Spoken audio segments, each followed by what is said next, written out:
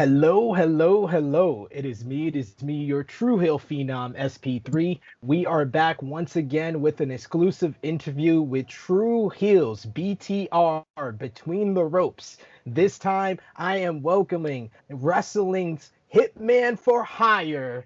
This man is a very talented individual and he will be a part of Battle Club Pro. May the franchise reign on May 29th. Mr. Grimm, thank you for joining us. First time here on True Hill Heat. What's going on, man? Nothing much, man. Thanks for having me. Appreciate it. I'm glad to have you. Glad you could take time out to join us. So we have to talk about the big event coming up for Battle Club Pro. But before we get into that, this is a quick reminder to everyone watching. Drop this video a like, share this video on all your favorite social media platforms. Of course, smash the subscribe button and the bell to stay notified for all the great content right here on True Hill Heat. So, Mr. Grimm, Battle Club Pro is returning for the first time in well over a year since this whole global pandemic has kind of put a close down or put some restrictions down onto professional wrestling. How does it feel to be returning to Battle Club Pro for the first time here in 2021 and since this whole global pandemic started?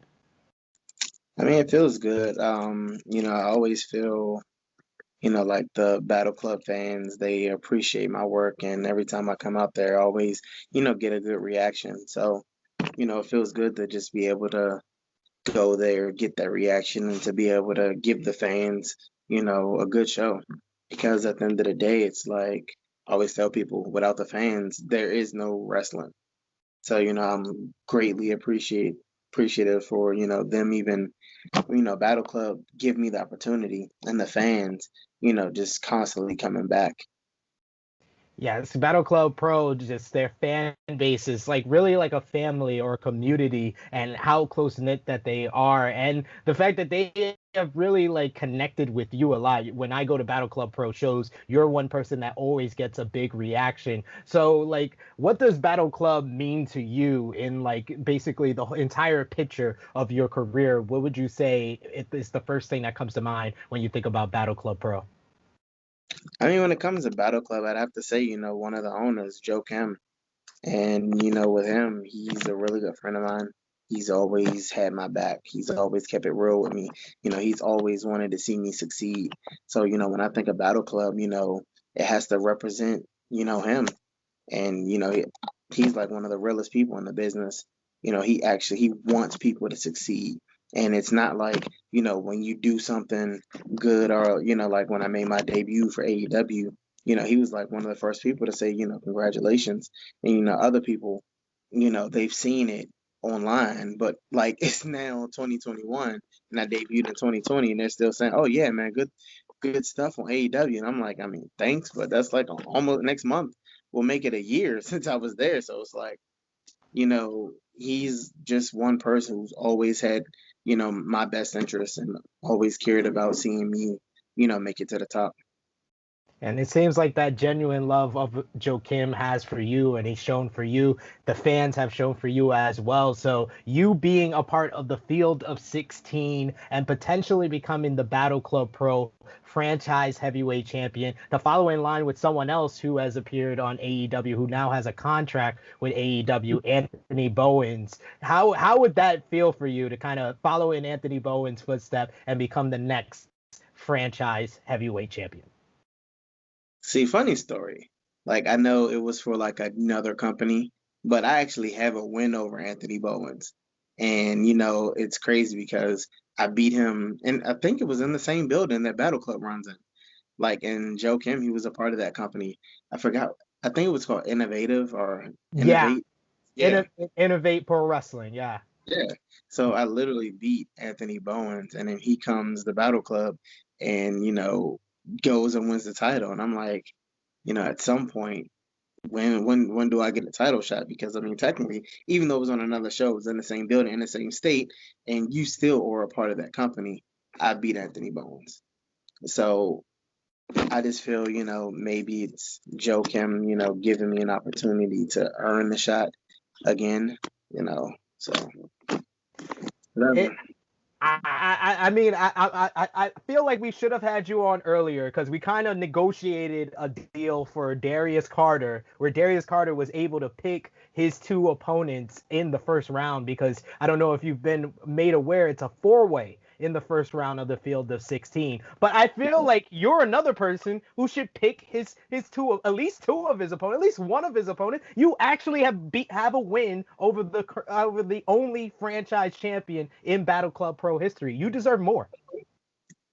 I mean, yes, I deserve it, but I like earning things and not just having handouts. So if I have to go through this tournament and earn the title, then I'd rather do it that way than it being handed to me.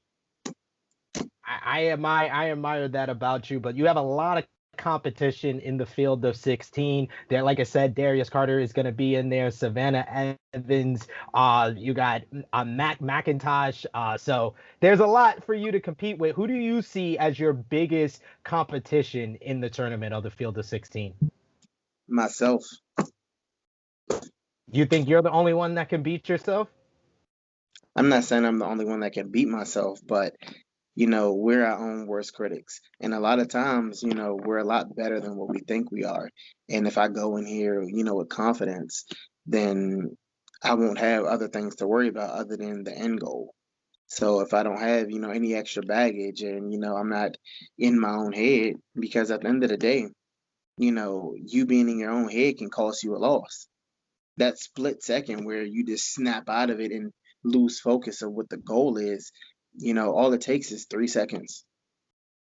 It's true. It's true. And you have kind of even like enhanced your confidence. Like you said before, last year you appeared with AEW. You got to go in there, mix it up with Wardlow. What did you learn being in the ring with such a young prospect in the world in Wardlow and someone who's kind of similar with you? Like he has the size, but he has the athleticism, the kind of like you did. So what did you learn being in the ring with him? I wouldn't say, it was me learning from being in the ring with him, but just me seeing the people that were there and that are signed in general. Like, keep working hard because you never know who's looking. Because, I mean, my thing is, out of all the indie names that who really heard of Wardlow like that? Yeah. In Pittsburgh or, like, what is it, Indie Wrestling Cartel, IWC, he was big there, but nobody really knew who he was, and he's there and he has a contract. So, what I learned is, don't give up, just keep on pushing because all it takes is that one person to see you and, you have your contract. Awesome. What was it like being the experience backstage with All Elite Wrestling? We've heard, people in the past kind of describe it as different from like the WWEs and the independents of the world, but kind of somewhere in between. What would you describe it as? It felt, I felt like I would belong there, to be honest. When I did extra work with WWE, it was like I was walking on eggshells. I didn't really know who I could talk to, who to approach, because everybody was just, they had tunnel vision and they were just kind of standoffish. Even, Mox, when he was there, he like it's crazy because when I saw him, he just did not seem happy at all. But when I see him in AEW, like he seems happy. And it's crazy because it's like back there, everything is just so laid back. Like I was literally, and I tell this story to like everybody, that I had podcasts with. Prime example, when I was eating lunch at AEW, Jerry Lynn came up to me when I was sitting down and said, "Hey, you mind if I eat lunch with you?" And I was like, "Yo, you're Jerry Lynn. Like, yeah, it's like sit down." Like, and just for him, to have for him to be who he is and to ask me to sit down and eat lunch with me, that was cool. Like we sat and we talked, yeah, it was just a unforgettable experience. But also, like, just being in the catering line and then having like Jake the Snake and Dean Malenko right behind me, and like Dean Malenko was one of my idols growing up. So it's just like, yeah, this isn't awkward at all. Like it's just cool, like just seeing everybody, just being back there, being themselves, and actually being interactive. Like I didn't feel like, I was a plus one. I felt like I was a part of the dance. You know. Yeah, they made you feel a part of the family. So that's awesome.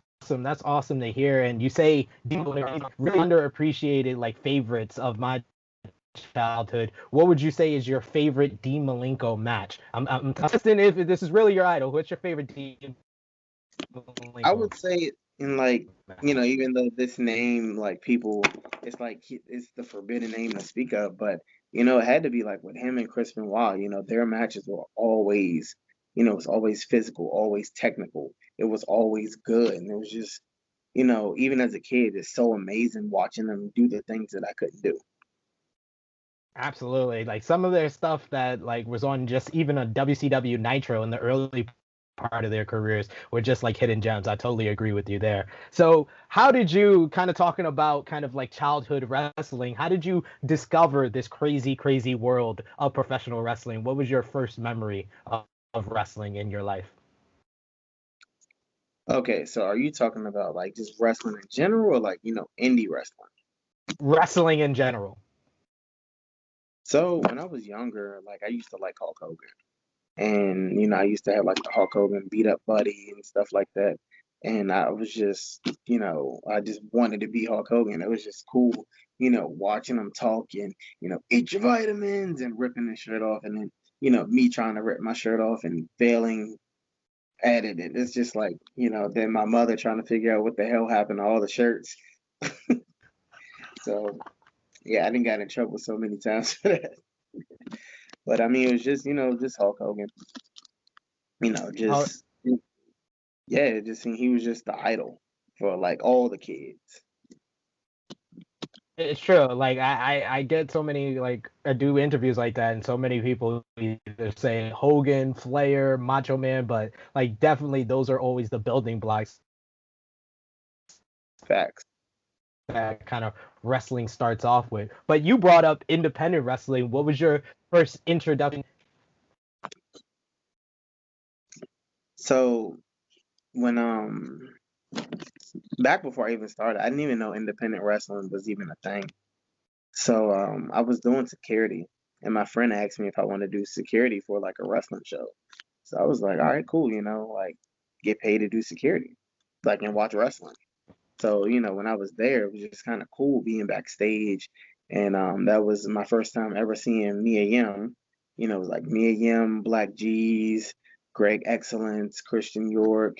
It was a, couple of good names in there. And it was just like crazy. Like, and then once I saw him out in the ring, I was like, yo, this is like something that I want to do. So I talked to like some of the wrestlers and I found out, like, I asked them, like, yo, what do I have to do to be a wrestler? Because, I've been wanting to be a wrestler, I just didn't know how to get into it. So they told me, you got to find a school. And, after that, like, just follow the lead of your trainers. And who who is what was the training school that you went to? I went to EWA in Maryland. They're based out of Dundalk, Maryland.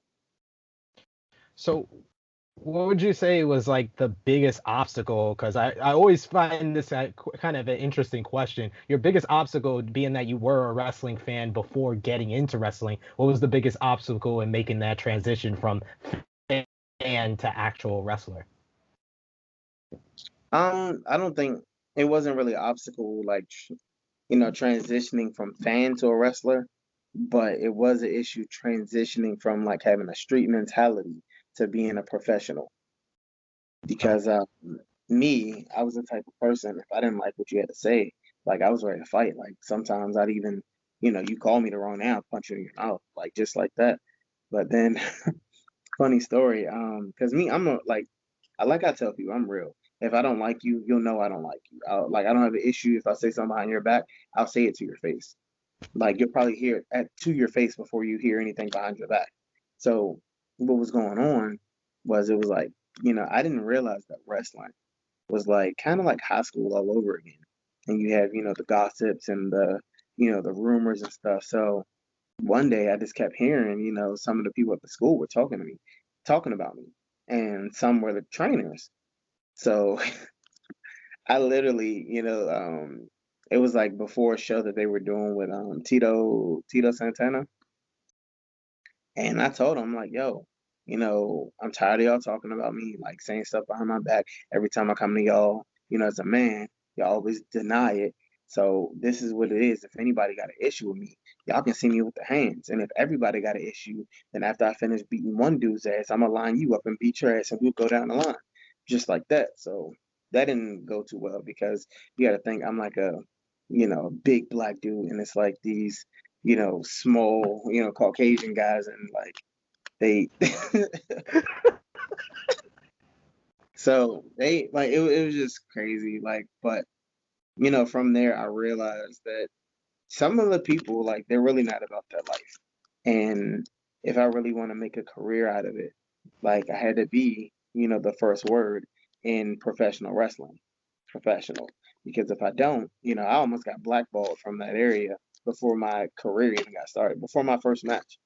I was training for like 4 months, and they threatened to, have me blackballed, and it was like companies that I couldn't work for because they had said stuff. But it's like, I just kept on moving, man, and I don't let it bother me no more. It helped me understand that, I can't have that street mentality, here, especially because now, I'm gaining traction and, like, finally discovering what success is in this business. And it's like, I'm not gonna do anything to, not be able to receive what I deserve. Yeah, man, that's a crazy story. That actually is one of my favorite stories that I've heard so far. You completely shut down your career before it even gets started because you had to kind of change your mentality, and that's kind of what happens, and that's kind of what the question I was asking, like, what was the biggest obstacle? And for you, it was kind of just the mentality Just standpoint, knowing right? when to shut up. That's like my thing. Gotta learn it somehow.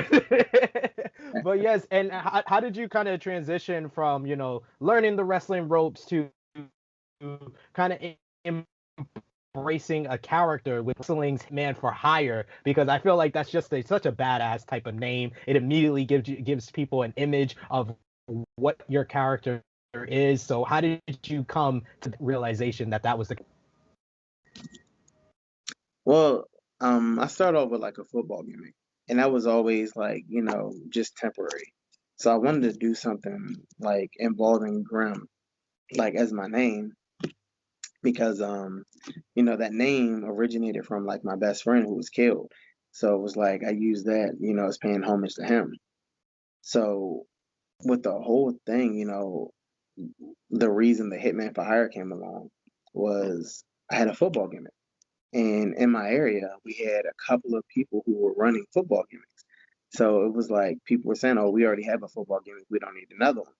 And it was just so complicated just to get out there to new places because the people like the D line, they used to, they did like some stuff with ROH, and they were big in like, Delaware and Pennsylvania. Like a lot of the Delaware and Pennsylvania places, they were booking them.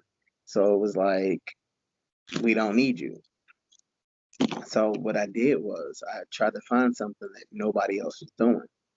And, I found bounty hunters, I found the hit squad, but I didn't really find anybody that was like calling themselves Hitman. And I didn't see anybody, doing the stuff that I would do. So that's kind of where that originated. So who would you say like inspired you as far as your in-ring style? Because like I said, you're a bigger type of dude. You could do the strength and the power, but you also show off a lot of athleticism. So who would you say for people that haven't the closest like inspiration that you had in the ring?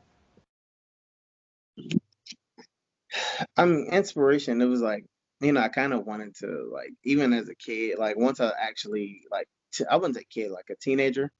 When I was a teenager, I like fell in love with Brock Lesnar. Like as soon as he came out, beat the hell out of like Spike Dudley and the Hardy Boys and stuff. And it was like, from there I wanted to be like a powerhouse. And it was kind of cool, with my background because my trainer was saying, you gotta be different. Like you have, just imagine it's 100 people standing in one line and only one person is getting picked. Like, what are you gonna do to make sure that you're the one that's picked? So it's like I looked at the people that I was at my home promotion, and yeah, the bigger guys that were working as big men, and the smaller guys were working as, the smaller guys, like the, luchador and like like fast paced stuff. But I was like, it's nobody here doing both. So like with my athletic background, I started practicing like some of the high flying stuff, and it just kind of blew up from there. Like the first thing that I say that I like started practicing was like the standing moonsault. So just imagine a 280-pound dude like literally doing the standing moonsault. Like that's what I was doing. Then, it went from the standing moonsault to, jumping off the rope to doing the 450. And, after that, I was like, yo, if this is getting over, what else can I do to get over? And then it was just sky's the limit. My the gears started churning in my head, and I was just like, yo, like I need to do other stuff to get seen. And I'm glad that I did because, I wouldn't be here if I was just a big guy working like a big guy. Uh, your versatility is something that immediately caught my eye when I was going to Battle Club Pro. That's why you're one of my favorites, and I'm glad we were able to chat here. One, since you are here on the Tru Heel Heat YouTube channel, we love us some heels, and you've shown yourself as not only a great professional wrestler who has a fascinating story, but you've also shown yourself in this interview as a wrestling fan. So I am going to ask you to think in your memories museum of all the heels that you have seen in your lifetime, whether as a fan, as a wrestler. Who is the very best heel you have ever seen? I would say the biggest heel moment in wrestling history was probably when, Hulk Hogan went from Hulk Hogan to, the NWO. Like Yeah. you literally had kids crying because like he turned and I was watching it. It was so funny. Just I'm like, why the hell is this kid crying? Like, I mean, just but it's just like when he turned and then started the NWO, like I would say that's probably like the biggest heel moment because Hulk Hogan, he was always this idol, and always trying to tell the kids that they could be anything that they want to be, and then all of a sudden he just goes to this dark side and no longer wearing yellow and red. Now he's wearing black and white, and it's just like even though like he was like his wrestling moves in the ring was just basic, but just him turning alone, it had people not liking him. Yeah, just the trash being thrown at even poor old Yeah, Mean Gene in the ring. And you have to think about it. That guy was a baby face and refused to be a heel for 10 years, for over 10 years. So yeah, I don't think there will ever be as big of a heel moment as Hulk Hogan turning heel. not at So all. but growing up, and you're saying that you weren't upset when he turned heel?